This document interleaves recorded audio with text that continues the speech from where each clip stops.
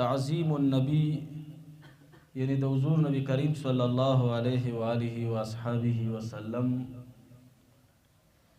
په تعظیم باندې چند خبرې کوو. الحمدلله اهل سنت والجماعت کې د حضور نبی کریم صلی الله علیه و آله و اصحابه وسلم تعظیم ډیر زیات دی او دغه تعظیم په وجه باندې بد عقیده خلق بی دین خلق دغه اهل سنت والجماعت ته بیا د شرک د بدعتونو نسبتونه کوي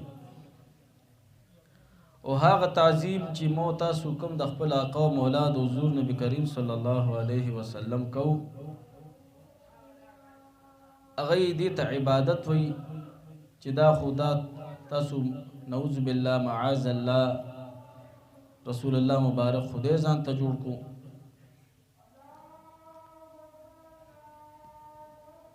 الله اکبر الله. نو د حقیقی ادب او د احترام او د انتهایی تعظیم حقدار صرف الله تعالی ذات مبارک ته.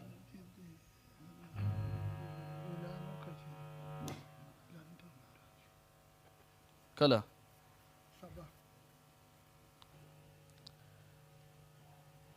او دغه عظیم ذات تعظیم او تکریم اظهار زه او تاسو په عبادت سره کوو. یو قسم داسې نشته په اهل سنت والجماعت کې زه به د خپل مکتبه فکر خبرو کوم چې د الله یو ولی ته یو صحابي ته اهل بیت کورنۍ ته نبی کریم صلی الله علیه وسلم مبارک ته سجده لګولې وي او ته زمو خدای سونه تعظیم چې موږ د اولیاء کو د صحابه کو د انبیاء کرام کو دغه تعظیم الحمدلله د صحابه کرامو په جون کې موجود دی او هغه د موږ له زیات تعظیم کړی دی د خپل آقا مولا د حضور علیه الصلاۃ والسلام او هغه په دې وخت کې موجود وي نو زمو تاسو نو په زیات د شرک او د بدعت فتوی لګیدلې وي. تعظیم ویل کېږي ستا تعظیم ویل کېږي لوی باوقار اهم او زبردست سیسته ویل کېږي. دراصل دا تعظیم د کوم شخص کېږي؟ د هغه شخص کېږي چې کوم ته الله تعالی ډیر لوی شان ورکړی وي. د عام خلکو ناغه لږ بدل وي او هغه ته الله تعالی روز ورکړی وي. عربیان لکه خپل بادشاهانو ته صاحب العظمه ویلي، صاحب العظمه وی یعنی د عظمت خاوند د تعظیم خاوند خپل بادشاهانو ته صاحب العظمه وی. لکه قرآن مجید کې الله فرمایي یا ایها الذین آمنوا ان تتقوا الله یجعل لكم فرقانا. اے خلکو چې تاسو ایمان وروړی دی که تاسو تقوا اختیار کا یجعل لكم فرقانا نو تاسو له بزیو امتیازی شان بیا درکوم. هغه امتیازی شان څه دی چې الله تعالی خپل دوستۍ کې قبول او مقبول کړي.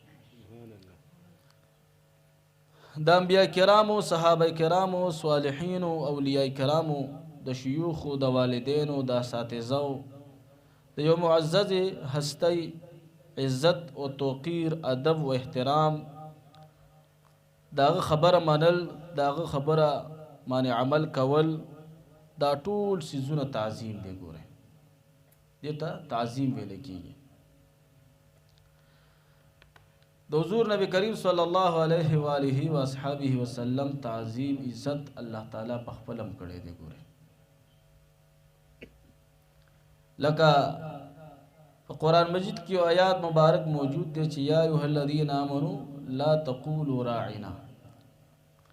اے خلکو چې تاسو ایمان وروړی تاسو راعنا لفظ مو وایي حضور علیه الصلاۃ والسلام ته. د راعنا لفظ ګناه نه وه. راعنا لفظ به دا صحابه کرام حضور علیه السلام ته ویلي چې زموږ طرف ته رعایت وکړه. خو د یهودو دغه لفظ بدل کو راعینا یې ترېنه جوړ کړو. د حضور علیه السلام ته به راعینا کول او د یهودو په زبان کې دا بددعا وه. نو یهودیانو دا ځان د پر ډېر غنیمت وګڼلو دا موقع او حضور علیه السلام سره بناستو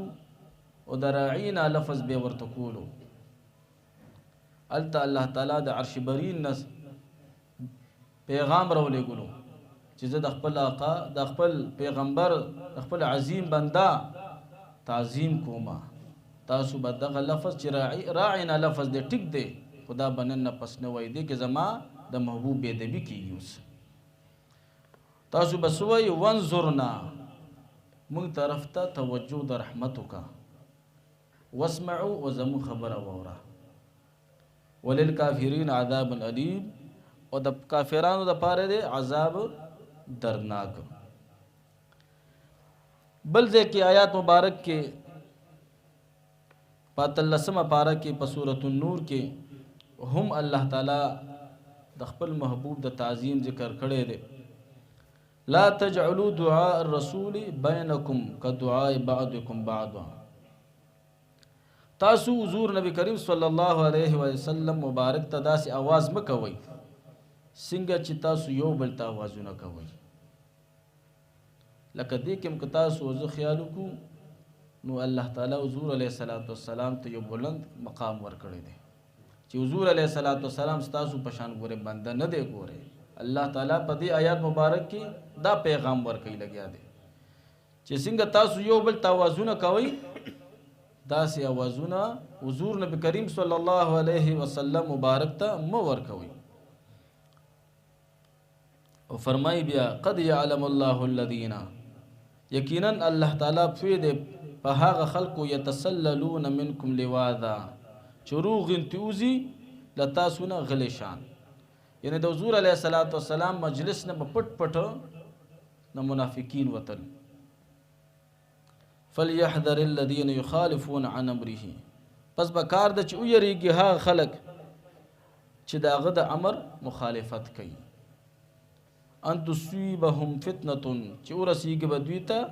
یو مصیبت او یصیبهم عذاب علیم یا به ورسیږي دوی ته یو عذاب درناک.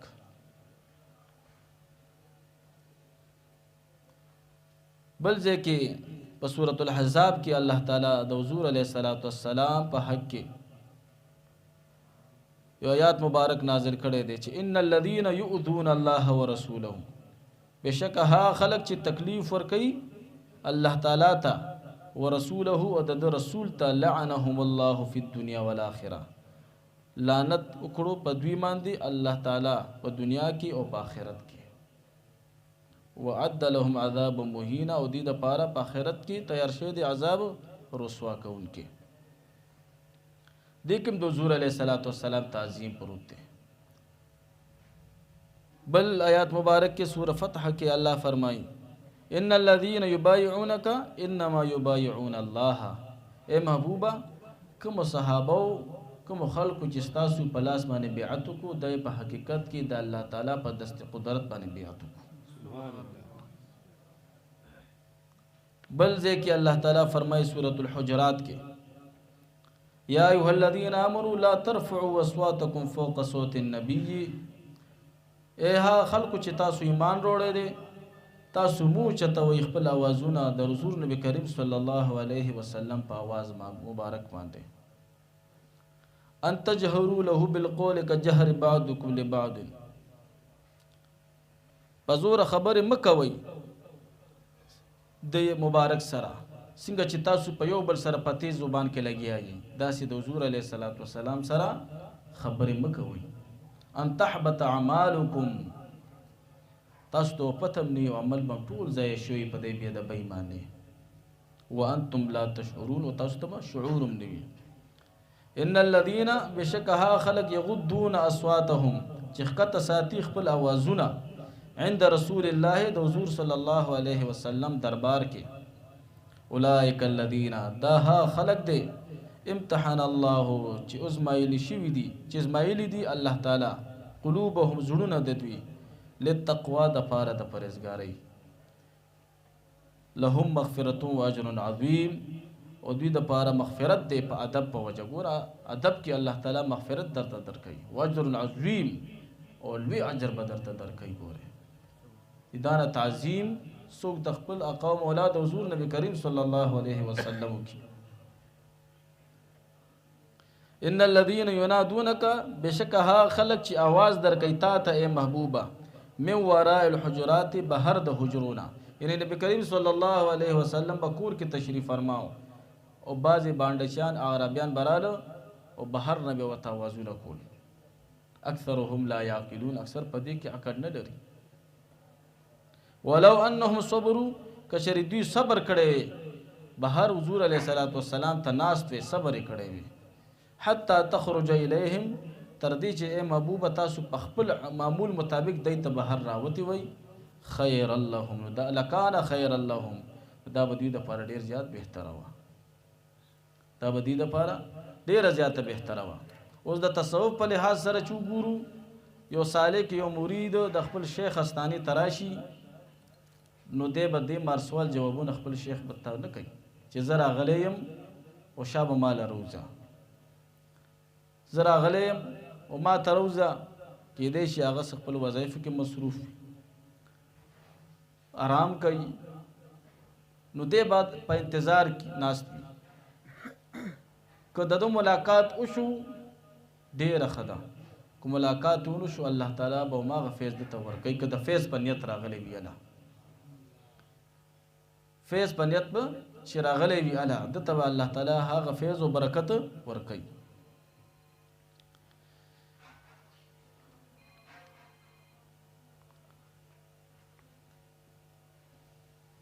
صحابه کرامو د حضور علیه الصلاۃ والسلام ډیر تعظیم وکولو بعض خلکو خو ویلي دي چې د حضور علیه الصلاۃ والسلام خیال راوستلم په مازه کې دا شرک دی که د صحابه کرامو زندګۍ ته زو تاسو وګورو نو کله چې حضور علیه الصلاۃ والسلام په مانځه کې تشریف وروړی دی خپل صفونه ورته مات کړي دي او حضور علیه الصلاۃ والسلام ته لار ورکړي ده حضرت سهل بن سعد سعدی رضی الله تعالی عنہ فرمای چې حضور نبی کریم صلی الله علیه و آله و اصحابہ وسلم د قبیله بن عمر بن عوف د صلح د پاره تشریف وړلو وې دی وخت کې د مانځه وخت شو مؤذن اذان کو مؤذن د حضور نبی کریم د حضرت ابوبکر صدیق صاحب رضی الله تعالی عنہ خدمت کې حاضر شو چې صاحب نبی کریم صلی الله علیه و آله و اصحابہ وسلم خود صلح د پاره تل تاسو منځ پړاو کوي چې زه اقامت شروع کوم حضرت ابوبکر صدیق سے مبارک او فرمایي چې حضرت ابوبکر صدیق سے رضی الله تعالی عنہ جامع توڑان دي شو پړومبي رکعت لا نو شوي چې د دوران کې حضور نبی کریم صلی الله علیه و اصحابہ وسلم مبارک تشریف وروړ دا صف خبر شو چې حضور علیه السلام رالو نو دی ورته لار پرې خل بل صف چې خبر شو هغه به ته مس کې لار پرې خوله تر دې چې حضور علیه الصلاۃ والسلام وړومبي صف ته ورسېدو خو دې سره سره به لاسونه هغه تړلو تصفیق په کولو داسې ټک په ور کول دي لاسونو ته صحابه کرامو چې حضور علیه الصلاۃ والسلام وړومبي صف ته ورسېدو نو حضرت ابوبکر صدیق صاحب رضی الله تعالی عنہ متوجه شو چې حضور علیه الصلاۃ والسلام تشریف وروړو حضور ابوبکر صدیق صاحب رضی الله تعالی عنہ په شامانه را روان شو حضور نبی کریم صلی الله علیه وسلم ورته اشاره وکړه چې ابوبکر خپل منځ جاری ساته ابوبکر صدیق صاحب چې کله دا خبر اوریده د حضور نبی کریم صلی الله علیه وسلم نو هغه مبارک لاسونه اوچت کو لاسونه اوچت کو د الله شکر ادا کو چې حضور علیه الصلاۃ والسلام ماته د امامت حکم کو او هغه نه بعد بیا را واپس شو حضور علیه الصلاۃ والسلام ټول رکعتونه وکړل مونږ یادا شو نو ابو بکر صدیق سے مبارک رضی اللہ تعالیٰ عنہ تا نبی کریم صلی الله علیه وسلم مبارک فرمایي چې اے ابو بکر تا ته چې ما ویل چې موږ جاری ساته موږ پړاو کا نو تا ولې پړاو نو کو نو حضرت سیدنا ابو بکر صدیق سے رضی اللہ تعالیٰ عنہ ته فرمایي چې د الله رسوله د ابو قحافه د زوی سره مجال دی چې سرور کونین موجود یو د جمع ته وړاندې کیږي د دې ملا جمع ور کوي نو دین بعد وی صحابه کرام او حضور علیه الصلاۃ والسلام متوجه شو چې تاسو د منځ کې دا تصفیق کولو دا لاسونه هم داسې ټکول کله چې منځ کې وی حادثه راشي نو تاسو داسې بلند आवाज سره سبحان الله وایي سبحان الله وایي نو دې سره به توجه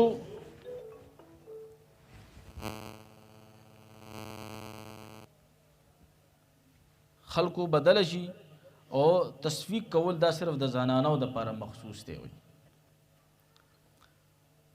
نو مانځ کې هم هغه د حضور علیه الصلاۃ والسلام تعظیم کړي دي صحابه کرام دارنګه حضرت انس ابن مالک رضی الله تعالی عنہ مبارک فرمای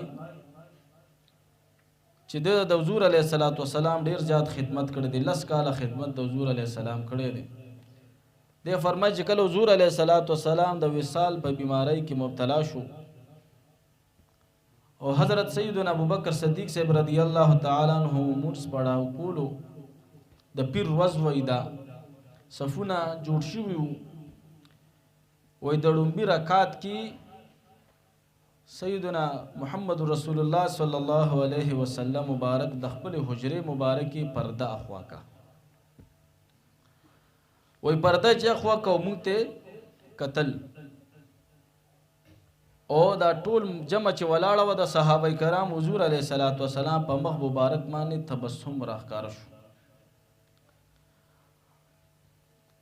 وی مونږ ته کته وی د مخ مبارک داسې ولکه د قران پاڼې داسې خسته لګېدو د مخ مبارک نو وی ټول صحابه کرامو تقبلین مخ واړول حضور علیه الصلاۃ والسلام په دیدار کې مصروف شو حضرت سیدنا ابوبکر صدیق سے رضی اللہ تعالی عنہ هم مصروف شو د حضور علیه الصلاۃ والسلام په دیدار باندې او په شا باندې راتلو چې جوړ حضور علیه الصلاۃ والسلام جمع ته تشریف وروړي نو حضور علیه الصلاۃ والسلام اشاره وکړه چې پلاس مبارک باندې چې تاسو خپل موزه جاری وساتئ حضور علیه الصلاۃ والسلام ورته داسې ونه فرمایل چې تاسو هما ته مخ داسې راته وکړو ستاسو موز مات شو ستاسو ګنې دا د فقه مسله ده چې چا په مونځ کې د قبلې نه داسې مخ وګرځولو د موز مات شو د مونځ مات دی حضور نبی کریم صلی الله علیه و آله و اصحابہ وسلم په دیدار باندې ګورې دا موز نه ماتېږي سبحان الله صحابه کرامو ته حضور علیه الصلاۃ والسلام فرمایل چې تاسو خپل موز جاری وساتئ او حضرت انس بن مالک رضی الله تعالی عنہ فرمایي چې دا بیا ډیره سخت ورځ وه چې په دغه ورځ باندې حضور علیه الصلاۃ والسلام وصال شو بیا وي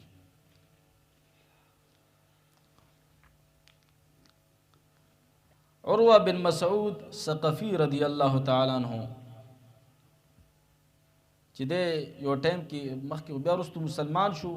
خو یو موقع باندې د کفارو د طرف نه نماینده راغلی د حضور علیه الصلاۃ والسلام دربار ته راغلی کله چې د حضور علیه الصلاۃ والسلام د دربار د تعظیم او توقیر وکړو مشاهده وشوه نو حق دک شو حیران شو چې چا به کته د به چې کته چا با د حضور علیه الصلاۃ والسلام لعاب مبارک د خولې مبارکي توکانې مبارکي زمکې ته پرې خلاسونه به ورته نیولو چا با د چاردام اوبه به تلاز نه لاسونه نیولو چې حضور علیه الصلاۃ والسلام به چاردام کولو صحابه به په نمبر لاسونه نیولو چې کوم صحابي نمبر برانولو دغه به بل صحابي مبارک سره لاس مبارک ولګولو لون بشلو غونتی هغه به پزان باندې بیا راخو حضور علیه الصلاۃ والسلام با څه حکم کولو هر صحابي به ورته په زړه باندې لاسونه ایښلي چا هم د حضور علیه الصلاة والسلام په مخ کې په تیز اواز کې خبره نه کوله ټولو د حضور علیه الصلاة والسلام په موجودګۍ کې سترګې ښکته کړې وې کله چې د عروه بن مسعود ثقفي واپس خپلو ملګرو ته لاړو هسې دا صحابه کرامو ته په دې ادب باندې خو د قرآن آیات نو نازل شوی ګورئ چې تاسو به د حضور علیه الصلاة والسلام لعاب مبارک ځمکې ته نه پرېږدئ او نو ورته حضور علیه السلام ویلو نو ورته حضور علیه الصلاة والسلام ویلو چې زما د چاره دام اوبه به ځمکې ته نه پرېږدئ دا به خپل وجود باندې پورې کوئ نو ورته حضور علیه الصلاة والسلام ویلو چې ما ته په زړه باندې داسې لاسونه ایږدئ هغې خپلې مینې مجبوره کړي وګورئ ښه خپل مینې مجبوره کړي نو دا هر څه ځکه کول د حضور علیه الصلاة والسلام په محبت کې لګیا وګورئ نو عروه بن مسعود ثقفي چې لاړو خپلو ملګرو ته هغې ته وایي چې ځان مه ستړی کوئ موږ په رسول الله مبارک باندې نشو کامیابېدلی زه ډېرو بادشاهانو ته تلیم د قیصر بادشاه ته تلیم کسرا بادشاه ته تلیم نجاشي ته تلیم خو داسې تعظیم چې کوم د حضور علیه الصلاة والسلام په دربار کې د هغې مبارک کېږي که نه داسې تعظیم ما د یو بادشاه هم نه دی لیدلی داسې وي د هغه توکاڼې مبارکې هغې ته ځمکې ته نه پرېږدي د هغه د شارادام اوبه هغې ځان سره محفوظ کوي نو تاسو په ده باندې نه شئ کامیابېدی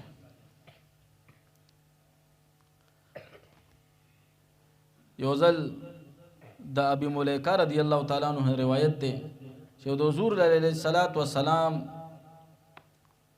په دربار کې د بنو تمیم څخه خلک راغلي وفد راغلی په دې دوران کې د سیدنا ابوبکر صدیق صاحب رضی الله عنه او د سیدنا عمر رضی الله تعالی عنہ خپلو منځ کې لږ تلخ کلامي وشوه اواز ډېر زیات اوچت شو د شیخینو مبارکانو کله چې دغه وفد لاړو یو بل ته دی وایي چې تاسو زما مخالفت اراده کړې وه عمر سے مبارک ابوبکر صدیق سے مبارک ته فرمایي ابوبکر صدیق سے ورته وایي چې نه تا زما د مخالفت اراده کړې وه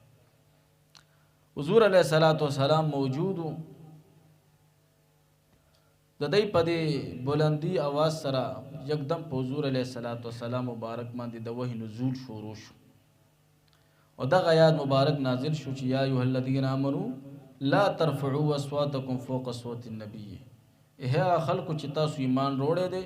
تاسو د حضور علیه الصلاة والسلام په مخ کې خپل اوازونه مه اوچته وئ وایي د دې نه بعد حضرت سیدنا ابوبکر صدیق صاحب رضی الله تعالی عنہ حضرت سیدنا عمر فاروق رضی الله تعالی عنہ په تیز اواز کې تر اخر عمره پورې چته خبرې د حضور علیه السلام په دربار کې ونکړي وایي ډېر پارام پارام په لهجه کې حضور علیه الصلاة والسلام سره خبرې کولې تونه پارام به کولې چې صرف حضور علیه الصلاة والسلام به اورېدي دریم کس نو هغه به نه اورېدي دونه د ادب بیا هغې مبارکانو خیال وساتلو او کله چې دا آیات مبارک نازل شو یو بل صحابي و د هغه هم اواز قدرتي درون و لکه د نظري په شان نظري اواز درون دی نو داسې د هر چا بعضې کسانو وي درون اواز نو هغه چې دا آیات مبارک وکتو واورېدو چې یار داسې آیات مبارک نازل شوی دی چې تاسو به د حضور علیه الصلاة والسلام په اوازونو باندې خپل اواز نه اوچتوئ ان تحبط اعمالکم هسې نه چې تاسو خپل عملونه ضایع کړئ وانتم لا تشعرون و تاسو ته علم هم نه شعور هم درته دی نو هغه دا ګمان وکړو چې د آیات مبارک زما په حق کې جوړې نازل شوی دی بس کور کې کېناستو ورې ځان بسې بند کړو په جړا شو یو ورځ هم تېره شوه دوه ورځې هم تېره شوه درېیمه ورځ هم تېره شوه هفته چې تېره شوه حضور علیه الصلاة والسلام پوښتنه کوي چې ثابت بن قیس رضی الله تعالی عنہ نخکاری چرته دی ور صحابه د حضور علیه الصلاة والسلام صحابه کرام سره مینه وه چې یو صحابي بنون حضور علیه السلام به پوښتنه کوله داسې د شیوخو د مرشدانو مثال دی چې مرید استانې ته نه راځي نو تپوس یې کوي او چې هسې قصدن نه راځي نو خفه کېږي پرې چې ولې نه راځي. نو حضور علیه الصلاۃ والسلام پوښتنه چې وکړه نو یو صحابي لاړ ورپسې فوجده جالسا فی بیته منکسا رأسه نو هغه وایي په کور کې داسې ناستو چې سر مبارک یې قطع کړی و او جړلې لګیا و. نو هغه صحابي ورته فرمایي چې ما شان وکړه څه ستا څه حالت دي ولې جاړې؟ نو وایي شان فقال شر وایي زما حال خو ډېر خراب دی وایي زما خو اوازونه کان یرفع صوته فوق صوت النبي زما आवाज خو په مجلس کې د حضور علیه الصلاۃ والسلام د आवाज نه اوچت و ما خو ټول عمر بې ادبي کړې ده د حضور علیه السلام او زما خو ټول عمل ضایع شوی دی زه خو اهل النار نه یم بس دی. بس فاتر رجل النبي صلی الله علیه وسلم فاخبره هغه صحابي رالو واپس حضور علیه الصلاۃ والسلام ته ورته فرمایي چې اې د الله رسوله هغه کور کې داسې سر ټیټ کړی ناست دی او جاړي لګیا دی وایي چې زما ټول عمل ضایع شوی دی زما خو د حضور علیه الصلاۃ والسلام په آواز باندې مجلس کې به آواز اوچتو زه خو جهنمي بس دی جاړي لګیا دی. هغه مختار نبی چې الله ورته اختیار ورکړی دی هغه صحابي ته فرمایي اذهب الیه لاړ شه دې زما صحابي ته فرمایه انک لست من اهل النار ته د اور د جهنم والا نه ولکنک من اهل الجنه ته جنتی راځه زما مجلس ګوره زما استاد پیغمبر ته الله اختیار ورکړی دی او د حضور علیه الصلاۃ والسلام خبره دا بالکل حق او سچ ده. ګوره هغه ته په دغه ادب سره په دغه تعظیم سره په دنیا کې د جنت زیری ورته د حضور علیه الصلاۃ والسلام د دربار نه ملو شو. ګوره دارنګه حضرت انس ابن مالک رضی الله تعالی عنہ فرمایي چې وزل د ماسپخین موس وخت شو حضور علیه الصلاۃ والسلام موس د ماسپخین پړاو کو او اچانک په منبر شریف باندې جلوه افروز شو او د قیامت ذکر شروع کو د قیامت علامې بیانول د حادثات واقعات بیانول وی بیا حضور علیه الصلاۃ والسلام لک جلال کرالو وی فرمایل چې تاسو څه سوالم کوي زه دلته په منبر ناست یم او ما ته ووایي چې زه به د هغې جواب درکوم. وی دا بیا فرمایل چې تاسو څه سوالم کوئ زه دلته په منبر شریف باندې تشریف فرمایم تاسو چې څه سوالم کوئ زه به د هغې جواب درکوم. وی د حضور علیه الصلاۃ والسلام په دې جلال سره صحابه کرام ډېر په جړا شو. ټول صحابه کرامو د حضور علیه الصلاۃ والسلام دا جلال چوکتو چې په جلال کې حضور علیه الصلاۃ والسلام فرمایي وی دې دوران کې یو شخص ورته ورپاسېدو چې د الله رسوله زما به آخرت کې ټکانه کم ځای کې حضور علیه الصلاۃ والسلام ورته فرمایي ته جهنم کې ته جهنمی. بل یو کس پاسېدو چې دغه په باره کې دا مشهور وه چې دا د حذافه زوی نه دی دا د مور زنا کړې ده او د بل چا نه پیدا شوی دی. هغه موقع ومونده چې راځه حضور علیه السلام جلال کې دی خو د دې تپوښتنه وکړه. حضرت عبدالله بن حذافه رضی الله تعالی عنہ ورته ورپاسېدو ای د الله رسوله زه د چا نه پیدا یم. ګوره د صحابه کرامو داسې عقیده وه نن سبا و چې د دیوال نه ورته خوا پته نشته صحابه د خپل پلار تصدیق ته نه کوي لګیا دی داسې مخبر صادق پیغمبر دی چې د الله رسول زه د چا زوی یم زما پلار څوک دی. نو حضور علیه الصلاۃ والسلام ته فرمایي ته حضرت حذافه رضی الله عنه نه پیدا یې ته حرامي نه ته حلالي. نو دې دوران کې چې د حضور علیه الصلاۃ والسلام جلال بیا جاری بیا به فرمایل چې تپوس کوي شابه دې دوران کې حضرت سیدنا عمر رضی الله تعالی عنہ د حضور علیه الصلاۃ والسلام خپو ته وی پریوتو وی حضور علیه الصلاۃ والسلام ته حضرت سیدنا عمر سے مبارک فرمایي چې موږ د الله تعالی پر رب کېدو باندې راضي یو په دین اسلام باندې راضي یو او موږ تاسو زمونږ رسول یې، تاسو باندې مونږ راضي یو، مونږ نور سم نه دي پکار، بس زمونږ نور سم نه دي پکار. وایي دې سره د حضور علیه الصلاۃ والسلام خاموش شو. چې کله حضور د حضرت سیدنا عمر سے مبارک پوته پرېوتو، نن سبا د استاد پوته پروزي، د پلار پوته پروزي، د مور پوته پروزي، یا د کامل ولی الله پوته پروزي، بس ملا به دې ټوله شاته د سټمپونو نه ګنده شوي. راشه د حضرت سیدنا عمر او علامه ابن کثیر صاحب سے لیکي، هغه خو فرمایي چې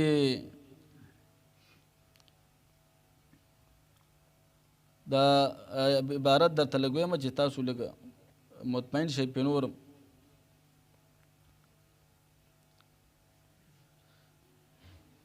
فقام الیه عمر بن الخطاب رضی الله تعالی عنه فقبل رجله، وایي د حضور علیه الصلاۃ والسلام خپې یې ښکل کړي،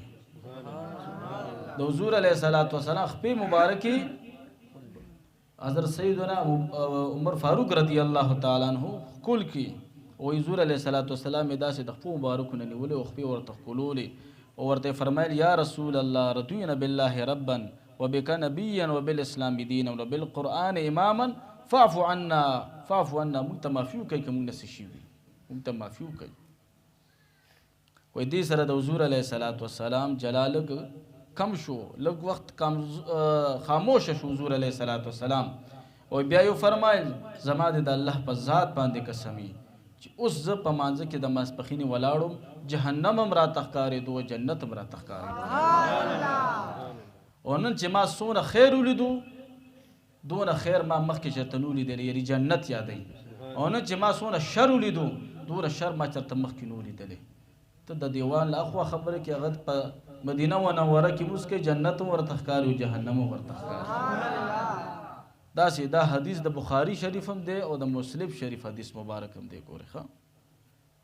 نو صحابه کرامو د حضور علیه السلام دومره تعظیم کړی دی چې خپې مبارکې ورته ښکل کړي دي. ګورې حضرت انس بن مالک رضی الله تعالی عنہ مبارک فرمایي چې یو ځل زه رالم حضور علیه الصلاۃ والسلام سر مبارک خریلو، وایي دا صحابه کرام تېنه داسې د پتنګانو په شان تاویږي. صحابه کرام واطافوا به اصحابه، وایي داسې تاویږي تېنه، فما یرید ان تقع شره الا فی ید رجل، وایي د هر چا دا اراده وه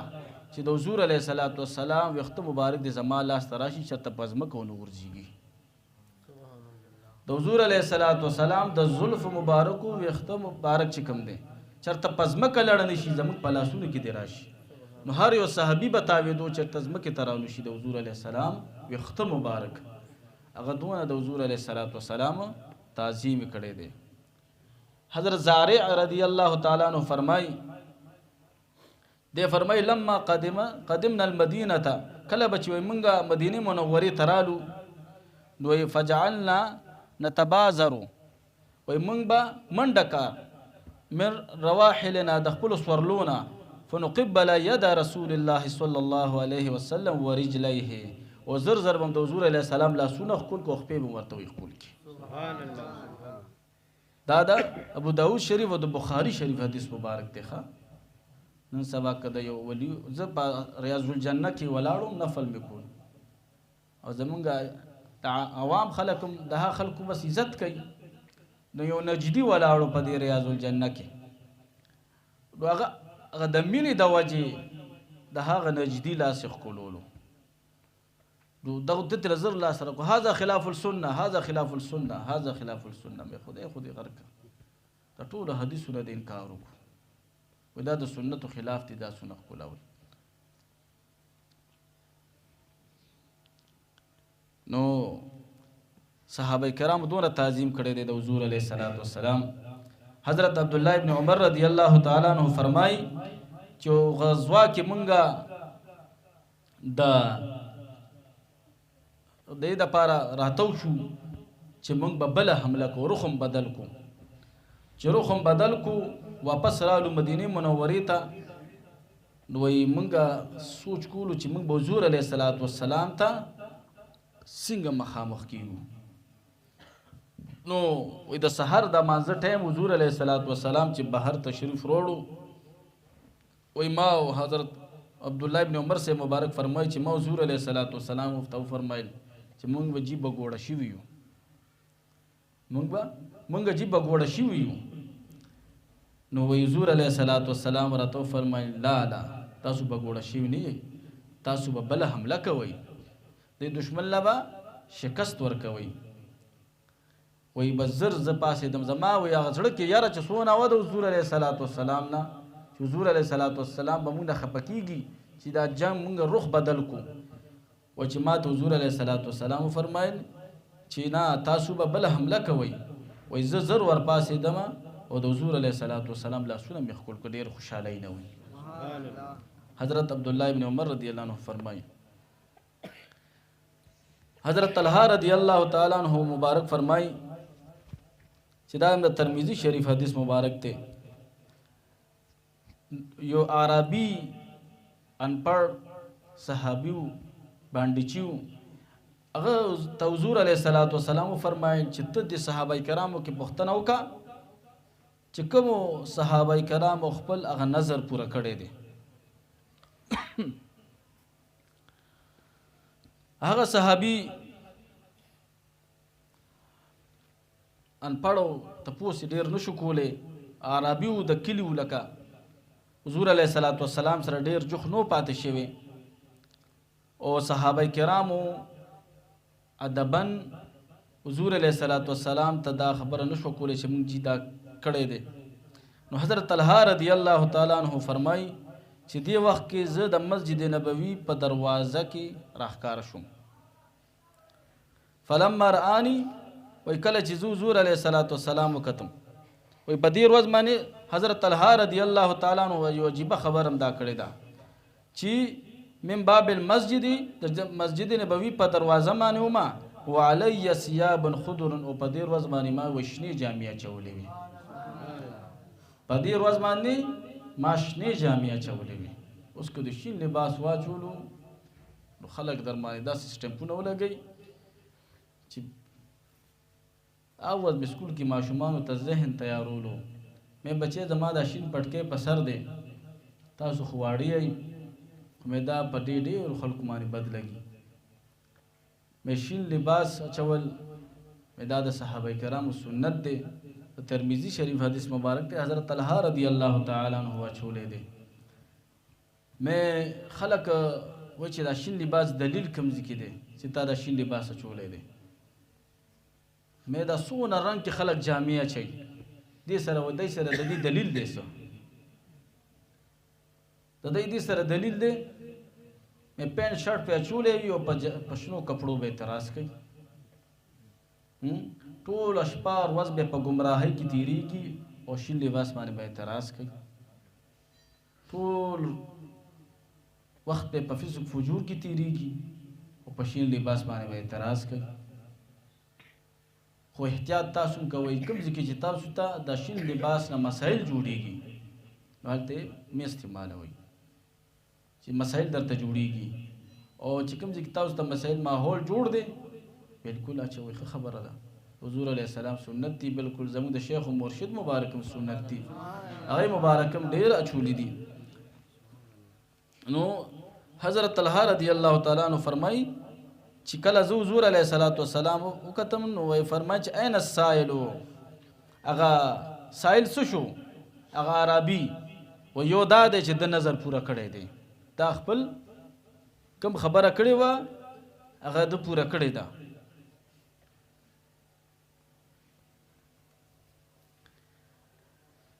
حضور علیه الصلاۃ والسلام تعظیم صحابه کرامو دونه کړی دی چې د حضور علیه الصلاۃ والسلام په تعظیم کې مونځ هم ترې نه تللی دی. ګورئ لکه د حضرت سیدنا علی شیر خدا رضی الله تعالی عنہ چې دوی مبارک د مازدیګر وخت او حضور نبی کریم صلی الله علیه وسلم مبارک ورته فرمایل چې علي د هغې دې خوا که چې لږ زه آرام وکړم. حضرت علی سے مبارک ورته دا نه وایي چې جی ما مونځ نه دی کړی، زه به مونځ کوم، الله به بیا تاسو آرام کوئ. حضرت علی سے مبارک موقع یې وموندله او وی فرمای او ته خپل مبارک خپې مبارکي دې کې حضور علیه الصلاۃ والسلام په پتون مبارک ورته سر کې خودلو چې نور طرف ته کته نور په پریوتو شو دلته د حضور علیه الصلاۃ والسلام آرام طرف ته خیال کولو عقل ورته ویل چې موږ د نه قضا کیږي او عشق ورته ویل چې حضور علیه السلام چرته پانه سي سبحان الله وایغه علامہ اقبال سے فرمائی کنا عقل کو تنقید سے فرصت نہیں عشق پر اعمال کی بنیاد رکھ عمل چکے په عشق کی کوا عقل باندې مکه د حضور علیه الصلاۃ والسلام سره د صحابه کرامو قلبي تعلق خو زما استاد خپل مرشد سره وی کو نور صاحبانو سره وی کو حضور علیه الصلاۃ والسلام سره وی نو زما استاد عقلی تعلق ته چې عقل هم سمني کوی چې زړه نه مونږ بیا نه کوو نه دا زړه تعلق به جوړې دا زړه تعلق خپل مونځ پکې فوت کو کله چې حضور علیه الصلاۃ والسلام ماښام وخت کې را سر مبارک روچت کو حضرت اسماء بنت عمیس رضی الله تعالی عنها مبارک فرمایي چې دا منظر مام کتلې دی وای حضرت علی سے مبارک لګ جړون کې و حضور علیه الصلاۃ والسلام تو فرمایي علی ولی وای جی مان د مازیګری موږ قضا شو حضرت علی سے مبارک داسې بیا د مازیګر منځو کو چې په تاریخ کې نه مخ کې چا کړي و نه به سو کی ها حضرت اسماء بنت عمیس رضی الله تعالی عنها مبارک فرمایي چې ما کته چې حضور علیه الصلاۃ والسلام نور تداسي ګوتونی ولا اوچت کو داسي سبحان الله اوچت کو حضور علیه الصلاۃ والسلام ته فرمایي شاب اوس منځو کو دا حضرت علی سے مبارک ته فرمایي وای داسي حضرت علی سے مبارک منځو کو حضرت صاحب بن یزید رضی الله تعالی عنہ فرمایي چې زه جمعات کې ولاړو ما وینا گہان پما چاکان را لڑکو و چوم کته حضرت سیدنا عمر سے مبارک رضی اللہ تعالی عنہ وای ماته چې دی خلاصه و یا غدو ملمانه دي هغه لکان هغه مال لګرا ولا وای و چې هغه مو تراوست حضرت سیدنا عمر سے مبارک رضی اللہ تعالی عنہ تو فرمایي چې تاسو څوک یې نو ای وته چې موږ د طائف نه راغلی یو ملمانیو حضور علیہ الصلوۃ حضرت سیدنا عمر سے مبارک رضی اللہ تعالی عنہ مبارک و فرمائی کہ تاسو ملمانه نه وې د دې مدینه منورې اوسیدونکو وې نو تاسو ته ما سزا درکړې و ولی تاسو دونه په تیز आवाज کې دلته په دربار رسالت کې خبرې کوي دا زید ادب دی و حضرت عمر سے مبارک هغه د طائف دوان ولا کانو ته ویلي کہ تاسو د مدینه منورې اوسیدونکو وې نو ما به تاسو ته سزا درکړې وه ځکه چې دا ځای د ادب دی دلته به شور نه کې ګورئ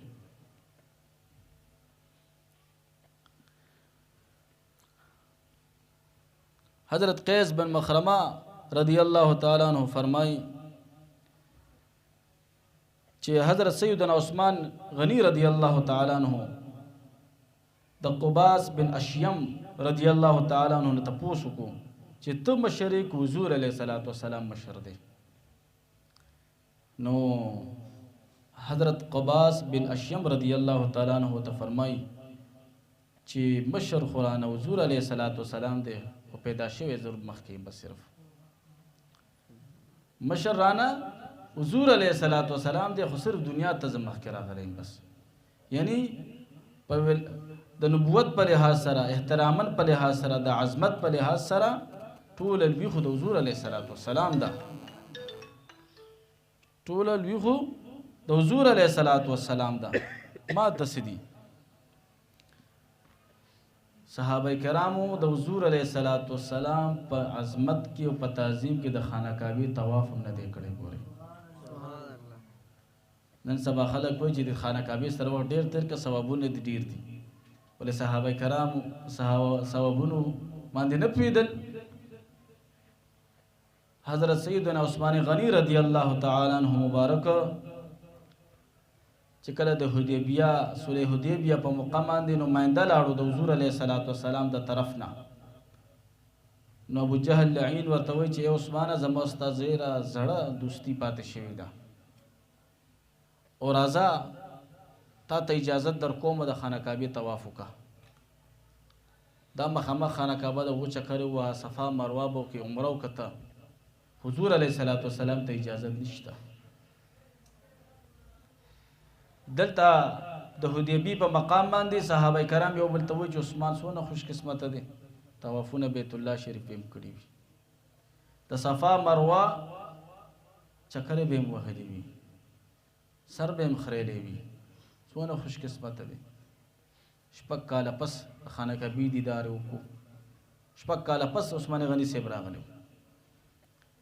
نبی علیہ الصلوۃ والسلام ورته فرمایي چې عثمان غنی رضی الله تعالی عنہ دونه بې وفا نه دی چې زمانه بغیر د خانه کعبې طواف کوي. سبحان الله. او ما غشان احرام کې واپس راغلی دی. ابو جهل لعین ته وایي چې زه په داسې طواف سو کوم چې ما سره خپل آقا او مولا حضور علیه الصلوۃ والسلام دی. سبحان الله. دغه خانه کعبې حیثیت خو موږ دغه د برکته پیژندلې. دغه د بعثت نه مخکې خدا ټوله د بوتانو ډکه وه، دا خو هغه د برکته د بوتانو نه پاکه شوې ده. نو ولې عثمان غني صاحب مبارک رضی الله تعالی عنہ په ثواب نه پیدو، خو نه هغې کې عشق رسول پورې. دا د منافقانو خبرې دي. ګینې کور کې بچته نفل هم نه کوي، کور کې بچته تلاوت د کلام پاک هم نه کوي، هلته به لاړ شي او بیا به ثوابونه یادوي چې موږ ثوابونه ډېر کټو، او چې واپس راشي هماغه بدعملي پکې پرته وي. د منافقانو کار دی. وإذا قیل لهم تعالوا یستغفر لكم رسول الله، وچې کله به د منافقانو ته وویلی شو چې راشئ چې حضور علیه الصلاۃ والسلام تاسو دپاره د بخښنې دعا وکړي، لووا رؤوسهم، وایي دی به سرونه خوځول چې نه موږ هلته نه ځو. د هغه خلکو اولاد اوس هم شته دی، اوس هم شته دی چې د حضور علیه الصلاۃ والسلام دربار ته نه ځي. ګورئ تاسې ډېر واقعات دي، دا د تابعینو اقوال شروع شو ورپسې، خو الله تعالی دې ما تاسو کې د حضور علیه الصلاۃ والسلام ادب راولي او بېدبي د حضور علیه الصلاۃ والسلام بېدبي دا عین هلاکت دی د ایمان. ګوره هلاکت دی. الله تعالی دې د بېدبۍ نه ما تاسو ټول محفوظ وساتي او تعظیم د حضور علیه الصلاۃ والسلام دې د ما تاسو د ټولو نصیب کړي. واخر دعوانا الحمد لله رب العالمین.